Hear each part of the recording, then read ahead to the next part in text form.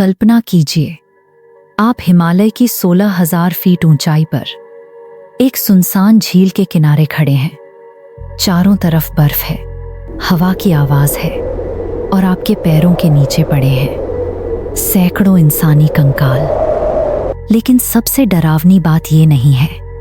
डरावनी बात यह है कि इनमें से कुछ कंकालों की आंखों के गड्ढे आज भी ऐसा महसूस कराते हैं जैसे कोई आपको घूर रहा हो।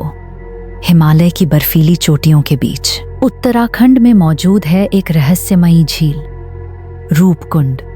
स्थानीय लोग इसे स्केलेटन लेक कहते हैं। 1942 में एक ब्रिटिश वन अधिकारी इस इलाके से गुजर रहा था। अचानक उसकी नज़र झील के किनारे बिखरी हुई हड्डियों पर पड़ी। शुरुआत में उसे लगा कि ये किसी हालिया दुर्घटना के शिकार लोग होंगे, लेकिन जब जांच हुई तो सामने आया एक ऐसा सच जिसने पूरी दुनिया को हैरान कर दिया। झील के अंदर और आसपास 300 से ज्यादा इंसानी कंकाल मौजूद थे। कुछ कंकालों के साथ जूते थे, कुछ के साथ हथियार और कुछ के साथ गहने भी। ऐसा लग रहा था जैसे ये लोग अचानक किसी भयानक घटना का शिकार हुए हों। लेकिन वो घटना क्या थी? युद्ध, हत्या या कुछ और? स्थानीय गांवों में एक पुरानी कहानी सुनाई जाती है। कहा जाता है कि कई 100 साल पहले एक राजा अपनी रानी और सैनिकों के साथ इस रास्ते से गुजर रहा था। उनके साथ नर्तकियां और सेवक भी थे।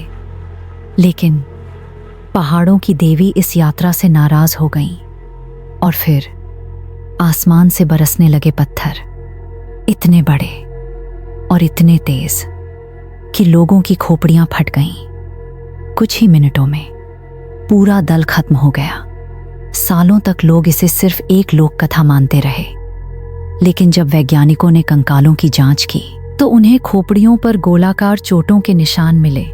ऐसे निशान जो किसी हथियार से नहीं बल्कि ऊपर से गिरने वाली किसी भारी चीज से बने थे। क्या सचमुच आसमान से मौत बरसी थी या फिर इसके पीछे कोई और राज था? लेकिन कहानी यहीं खत्म नहीं होती, क्योंकि वैज्ञानिकों को जल्द ही कुछ ऐसा मिला जिसने इस पूरे रहस्य को और गहरा कर दिया।